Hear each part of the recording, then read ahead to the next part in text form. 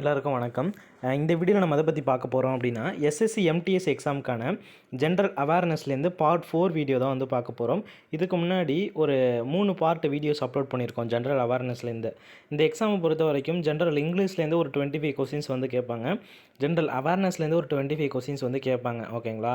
ஒரு கொஸ்டினுக்கு 3 மார்க் அப்படின்னா அதில் ஒரு 75 மார்க், இதில் ஒரு 75 மார்க், 180 மார்க்கு. இதுதான் வந்து பார்த்தீங்கன்னா நம்மளுடைய மார்க்கை வந்து டிசைட் பண்ணுவோம். இதில் ஜென்ரல் அவேர்னஸ்லேருந்து நான் வீடியோஸ் போட்டுக்கிட்டு இருக்கேன். நீங்கள் எஸ்எஸ்சிக்கு எம்டிஎஸ் மட்டும் கிடையாது, எஸ்எஸ்சி சம்மந்தமாக நீங்கள் என்ன படிச்சிருந்தாலுமே, சிஹெச்எஸ்எல், ஜிடி இந்த மாதிரி என்ன படித்தாலுமே சரி, நம்மளுடைய இந்த வீடியோஸை நீங்கள் ஃபாலோ பண்ணிக்கலாம். ஓகேங்களா? இந்த வீடியோ பொறுத்த வரைக்கும் இதில் வரக்கூடிய ஒவ்வொரு கொஸ்டினுமே நான் ஃப்ரேம் பண்ணுறது கிடையாது. எல்லாமே ப்ரீவியஸ் இயர் கொஸ்டின் இங்கிலீஷில் இருக்கும். அதை தமிழ் ட்ரான்ஸ்லேட் பண்ணி வச்சுருக்கேன். ஓகேங்களா? அதில் வெறுமனே கொஸ்டின் மட்டும் இல்லாமல் நான் ஆல்ரெடி சொன்ன மாதிரி அதோட சில எக்ஸ்ப்ளனேஷனுக்கு கூடவே கொடுத்துருப்பேன். அது பார்க்குறது மூலயமா அடுத்தடுத்த கொஸ்டின், அதாவது ப்ரீவியஸ் இயரில் ஒரு கொஸ்டின் கேட்குறாங்கன்னு வச்சுக்கோங்களேன், அதே கொஸ்டின் ரிப்பீட் ஆகாது. அது சம்மந்தமாக வேறு கொஸ்டின், அதோட ரிலேட்டடில் வேறு ஏதாச்சும் கொஸ்டின் தான் ரிப்பீட் ஆகும். ஓகேங்களா? அது மாதிரி அது ரிலேட்டடாக என்னால் முடிஞ்ச சில தகவல்களை கீழே கொடுத்துருப்பேன். அதை நீங்கள் பார்த்துக்கலாம். டெய்லி ஒரு 10 கொஸ்டின் ஜென்ரல் அவேர்னஸ்லேருந்து வந்துடும். ஜென்ரல் இங்கிலீஷு, ஜென்ரல் மேக்ஸு, ஆப்டிடியூடுக்கெலாம் வந்து பார்த்தீங்கன்னா வீடியோஸ் போட சொல்லிகிட்டு இருக்கீங்க. நான் கண்டிப்பாக டைம் கிடைக்கல, நான் ரெடி பண்ணிட்டு தான் இருக்கேன். கண்டிப்பாக அடுத்தடுத்து வந்துடும். ஓகேங்களா? அதனில பெருசாக நான் போட்டாலுமே பெருசாக வியூஸ் போக மாட்டேங்குது. உங்களுடைய சப்போர்ட்டை பொறுத்து தான் வந்து பார்த்தீங்கன்னா நான் போடக்கூடிய வீடியோஸ் வந்து இருக்கும். ஓகேங்களா? நீங்கள் நல்லபடியாக வியூஸோ நல்லபடியாக லைக்லாம் போணுச்சுன்னா தான் நல்லா போட முடியும். ஒருத்தருமே பார்க்கல அப்படின்னா நான் மெனக்கெட்டு இந்த வீடியோ ரெடி பண்ணுறது அப்படிங்கிறது வேஸ்ட்டுன்னு தான் நினைக்கிறேன். அதனால் உங்களுடைய சப்போர்ட்டை பொறுத்து இருக்குது நான் அடுத்தடுத்து மேற்கொண்டு வீடியோஸ் போடுறது. வீடியோஸ் எப்படி இருக்குங்கிறத பார்த்துட்டு கமெண்ட் பண்ணுங்கள். ஓகேங்களா? அதுக்கு முன்னாடி இந்த வீடியோக்கு லைக் பண்ணாதவங்க லைக் பண்ணிட்டு தொடர்ந்து இந்த வீடியோ வந்து பாருங்கள். ஓகே, ஃபஸ்ட்டு கொஸ்டின் பார்த்துடலாமா? பின்வருவனவற்றில் யார் ஜூலை 1946 நிறுவப்பட்ட அரசியலமைப்பு சபையோட உறுப்பினர் கிடையாதுன்னு கேட்டிருக்காங்க. ஜூலை 1946 அரசியலமைப்பு சபை வந்து உருவாக்குறாங்க. அதில் உறுப்பினர் வந்து யார் யார் இல்லை, யார் வந்து கீழ்கண்டவற்றில் இல்லை அப்படின்னா, ராஜேந்திர பிரசாத் அதில் உறுப்பினராக தான் இருப்பார். கேஎம் முன்சி வந்து பார்த்தீங்கன்னா அதில் உறுப்பினராக தான் வந்து இருப்பார். மகாத்மா காந்தி வந்து அதில் உறுப்பினராக இருக்க மாட்டார். அபுல் கலாம் ஆசாத் வந்து உறுப்பினராக இருப்பார். மேற்கொண்டு அதில் இன்னும் சில முக்கியமான உறுப்பினர்கள்லாம் கீழே கொடுத்துருக்கேன். என்னென்னு ஒன்ஸாக பார்க்கலாமா? பண்டிட் ஜவஹர்லால் நேரு, மௌலானா அபுல் கலாம் ஆசாத், சர்தார் வல்லபாய் பட்டேல், ஆச்சாரியா ஜேபி கிருபாலனி, டாக்டர் ராஜேந்திர பிரசாத், திருமதி சரோஜினி நாயுடு, அப்புறம் Sri Hare Krishna Mahadev, Pandit Kovind வல்லபந்த், doctor PR Ambedkar, Sri Sarath Chandra Bose, Sri C Rajagopalachari மற்றும் ஸ்ரீ எம் ஆசாஃபால், இவங்கெல்லாம் வந்து பார்த்தோம்னா அதில் உறுப்பினர்களாக வந்து இருக்காங்க அரசியலமைப்பு சபையில். ஓகேங்களா? ஓகே, இந்த தகவல் போதுமானது. நெக்ஸ்ட் கொஸ்டின் பார்த்துடலாம். அரசியலமைப்பு வரைவு குழுவின் தலைவர் யாருன்னு கேட்டிருக்காங்க. இது நம்மளுக்கு தெரியும், டாக்டர் பிஆர் அம்பேத்கர் தான் வரைவு குழுவுடைய தலைவராக இருப்பார். ஓகேங்களா? ஆகஸ்ட் 29, 1947 அன்று வரைவு குழு நியமிக்கப்பட்டது. வரைவு குழு எப்போ நியமிக்கப்பட்டதுன்னு கேட்கலாம். ஆகஸ்ட் 29, 1947 தான் வரைவு குழு அப்படின்றத ஒன்று நியமிச்சிருக்காங்க. ஓகேங்களா? அதில் டாக்டர் பிஆர் அம்பேத்கர் தலைவராகவும், அது தலைவர் யார் அப்படின்னா டாக்டர் பிஆர் அம்பேத்கர் தான் வரைவு குழுவுடைய தலைவர். அரசியலமைப்பு ஆலோசகரின் உதவியுடன் 6 உறுப்பினர்களாகவும் இருந்தனர். ஆலோசகர் உதவியோட 6 உறுப்பினர்களாக வந்து இருந்தாங்க. அந்த உறுப்பினர்கள்லாம் யார் யார் அப்படின்னா, கணையாளால் மானேக்லால் முன்சி, அதாவது கேஎம் முன்சின்னு சொல்லுவாங்க. நம்மளுக்கு பேர் கேள்விப்பட்டிருப்போம். இந்த கேஎம்முடைய அப்ரிவியேஷன் கேட்கலாம். ஓகேவா? அதோடைய விரிவாக்கம் கேட்கலாம். இப்போலாம் எக்ஸாம்பிள் அதான் ட்ரெண்டிங்கு. அதனால் இந்த கேஎம் அப்படின்னா, கேனா கணையாளால், எம்னா மானேக்லால். ஓகேங்களா? இதையும் ஒரு கொஸ்டினாக நீங்கள் கன்சிடர் பண்ணிக்கலாம். அடுத்து அல்லாடி அவங்க வந்து பார்த்தீங்கன்னா என்னவா இருந்தாங்க, முன்னாடி என்னவா இருந்தாங்க, இந்த மாதிரியும் கேட்குறாங்க. முன்னாள் உள்துறை அமைச்சராக இருந்திருக்காங்க பம்பாயில். ஓகேங்களா? அடுத்து அல்லாடி கிருஷ்ணசாமி ஐயர். ஓகேங்களா? இவங்க வந்து பார்த்தீங்கன்னா என்னவா இருந்தாங்கன்னா, முன்னாள் வழக்கறிஞர் ஜெனரலாக வந்து சென்னை மாநிலத்தில் வந்து இருந்திருக்காங்க. அடுத்து என் கோபாலசாமி ஐயங்கார். இவங்க வந்து பார்த்தோம்னா முன்னாள் பிரதமர், ஜம்மு அண்ட் காஷ்மீர் மற்றும் பின்னர் நேரு அமைச்சரவையில் வந்து இருந்திருக்காங்க.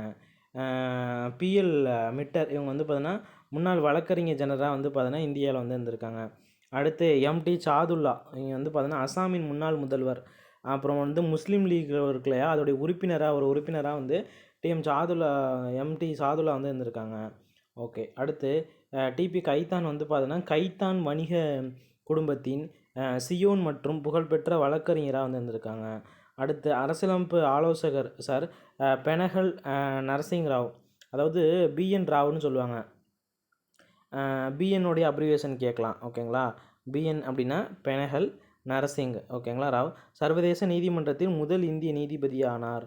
சர்வதேச நீதிமன்றத்தில் முதல் இந்திய நீதிபதியாக ஆனாங்க 1950-54 காலகட்டத்தில். ஓகேங்களா, இதை தெரிஞ்சுக்கணும். அடுத்து இந்தியா ஒரு குடியரசு அப்படி ஏன்னா மாநில தலைவர் ஒரு குறிப்பிட்ட காலத்திற்கு தேர்ந்தெடுக்கப்படுகிறார் அப்படிங்கிறது தான் இதுக்கான ஆன்சர். ஓகேங்களா, மாநில தலைவர் ஒரு குறிப்பிட்ட காலத்திற்கு தேர்ந்தெடுக்கப்படுறதுனால இந்தியா ஒரு குடியரசு அப்படின்ற மாதிரி சொல்கிறாங்களாம்.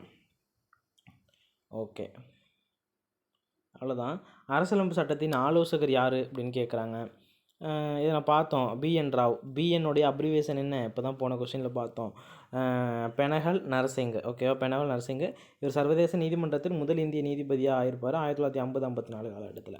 ஓகேங்களா, அடுத்து பெனகல் நரசிங் ராவ் ஒரு இந்திய அதிகாரி, சட்ட நிபுணர், ராஜதந்திரி மற்றும் அரசியல்வாதி ஆவார். இந்திய அரசியலமைப்பு உருவாக்குவதில் முக்கிய பங்கு வகித்ததாக இவர் வந்து அறியப்படுறாரு அப்படின்னு சொல்லப்படுது. 50-52 வரை ஐக்கிய நாடுகள் பாதுகாப்பு கவுன்சிலுக்கு இந்திய பிரதிநிதியாக வந்து இருந்திருக்காரு. ஐக்கிய நாடுகள் பாதுகாப்பு கவுன்சிலுக்கு இந்திய பிரதிநிதியாக இருந்திருக்காரு. இந்திய அரசியலமைப்பு உருவாக்குவதில் பிஎன் ராவ் வந்து பார்த்தீங்கன்னா அரசியலமைப்பு சபையின் அரசியலமைப்பு ஆலோசகராக நியமிக்கப்பட்டார். அரசியலமைப்பு ஜனநாயக கட்டமைப்பின் பொதுவான கட்டமைப்பிற்கும் அவர் பொறுப்பேற்றார் மற்றும் அதன் அசல் வரைவை தயாரித்தார்னு சொல்லப்படுது. ஓகே, அதெல்லாம் வேண்டாம். அரசியலமைப்பு சபையின் தலைவர் டாக்டர் ராஜேந்திர பிரசாத் வந்து நவம்பர் 26, 1949 அன்று அரசியலமைப்பு கையெழுத்திடுவதற்கு முன்பு அனைத்து துறைகளிலும் கௌரவமாக பணியாற்றுவதற்காக வந்து ராஜேந்திர பிரசாத் என்ன பண்ணியிருக்காருன்னா ராவுக்கு வந்து நன்றி, அதாவது பிஎன் ராவுக்கு வந்து நன்றி தெரிவித்தார் அப்படின்னு சொல்கிறாங்க. பின்வரும் நாடுகளில் எது நேரடி ஜனநாயகத்தை அறிமுகப்படுத்தியிருக்கு அப்படின்னு கேட்டிருக்காங்க. இதுக்கான ஆன்சர் வந்து சுவிட்சர்லாந்து அப்படின்னு சொல்லுவாங்க. நேரடி மக்களாட்சியாக அது வந்து பார்த்தீங்கன்னா என்னென்னா அவங்களே வந்து ஓட்டு போட்டுக்குவாங்க. அதாவது மக்களே வந்து நேரடியாக போய் ஏதாவது ஒரு விஷயத்துக்கு வந்து ஓட்டு போட்டுக்கலாம். இதுதான் நேரடி மக்களாட்சி அப்படின்ற மாதிரி சொல்லுவாங்க. இதுக்கு எக்ஸாம்பிள் வந்து சுவிட்சர்லாந்து. இந்தியாலாம் ஒரு மறைமுக மக்களாட்சிக்கு எடுத்துக்காட்டு. ஓகேங்களா, நம்மளால் தேர்ந்தெடுக்கப்பட்ட பிரதிநிதிகளால் தான் மற்ற விஷயங்கள்லாம் டிசைட் பண்ணுவாங்க. அது வந்து மறைமுகம், இது நேரடி. ஓகே, அடுத்து இந்திய மதச்சார்பின்மையை சர்வ தர்ம சர்மாபவம் என்று தொடர்ந்து விவரித்த இந்திய குடியரசுத் தலைவர் யார் அப்படின்னு கேட்டிருக்காங்க. Doctor S Radhakrishnan. இது கேட்கலாம், இதே வார்த்தையை கொடுத்துட்டு சர்மாபவம் அப்படின்னு இந்திய மதச்சார்பின்மையை இந்த கூற்றுனால சொன்னது யார் அப்படின்னா டாக்டர் எஸ் ராதாகிருஷ்ணன் அவர்கள் வந்து சொல்லியிருக்காரு. ஓகேவா, சர்வ தர்ம சமபவ என்ற முழக்கம் இது வந்து பார்த்தீங்கன்னா மகாத்மா காந்தியால் இந்து முஸ்லீம் ஒற்றுமைக்கான தனது கனவை நனவாக்கும் வகையில் உருவாக்கப்பட்டது.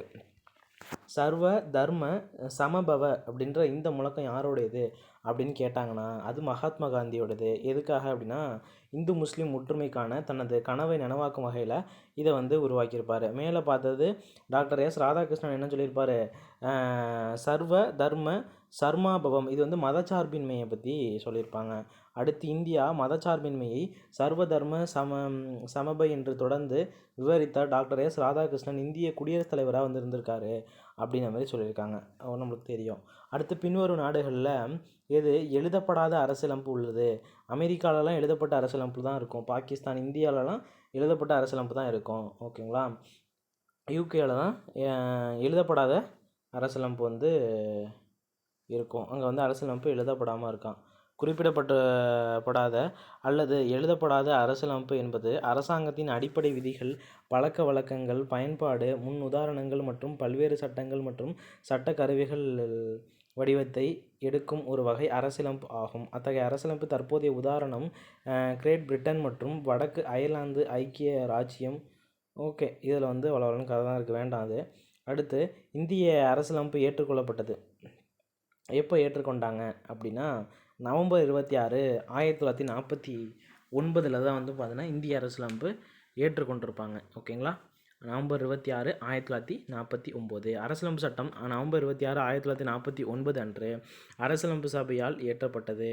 ஓகேங்களா, அதாவது ஏற்றுக்கொள்ளப்பட்டது. மேலும் ஜனவரி 26, 1950 தான் நடைமுறைக்கு வந்திருக்கும். எப்போ ஏற்றுக்கொண்டாங்க? நவம்பர் 26, 1949. நடைமுறைப்படுத்தினது ஜனவரி 26, 1950, அதாவது நம்மளுடைய குடியரசு தினம். அடுத்து 1930ஆம் ஆண்டு பூர்ண ஸ்வராஜ், அதாவது பூர்ண ஸ்வராஜ்யத்தை இது பண்ணி சுதந்திர பிரகடனத்தை நினைவு கூறும் வகையில் ஜனவரி 26ஆம் தேதி, அதாவது ஜனவரி 26 அப்படின்னு ஒரு தேதி இருக்கு இல்லையா, அது வந்து என்ன தேதி அப்படின்னா பூர்ண ஸ்வராஜ் அப்படின்னு சொல்லுவாங்க. அந்த தேதியை மென்ஷன் பண்ணி தான் அந்த நாளில் வந்து நடைமுறைப்படுத்தியிருக்காங்க அப்படின்றத சொல்லியிருக்காங்க. ஓகேங்களா.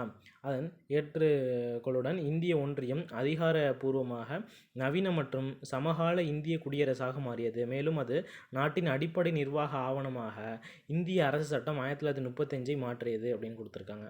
ஓகே, பின்வருவற்றில் இது இந்திய கூட்டமைப்பு மற்றும் அமெரிக்க கூட்டமைப்பு இரண்டிற்கும் ஒரு அம்சமாகும் அப்படின்னு கொடுத்துருக்காங்க. இதுக்கான ஆன்சர் அரசியலமைப்பு விளக்க ஒரு கூட்டாட்சி உச்ச நீதிமன்றம். பின்வருவற்றில் எது இந்திய கூட்டமைப்பு மற்றும் அமெரிக்க கூட்டமைப்பு இரண்டிற்கும் ஒரு அம்சம் அப்படின்னா அரசியலமைப்பை விளக்க ஒரு கூட்டாட்சி உச்ச நீதிமன்றம் அப்படிங்கிறது தான் இதுக்கான ஆன்சர். இந்திய அரசியலமைப்பின்படி உச்ச நீதிமன்றத்துடைய பங்கு ஒரு கூட்டாட்சி நீதிமன்றம் மற்றும் அரசியலமைப்பின் பாதுகாவலனாக வந்து இருக்கும். ஓகேங்களா, கூட்டாட்சி நீதிமன்றமாகவும் இருக்கும், அரசியலமைப்புடைய பாதுகாவலனாகவும் இருக்கும்.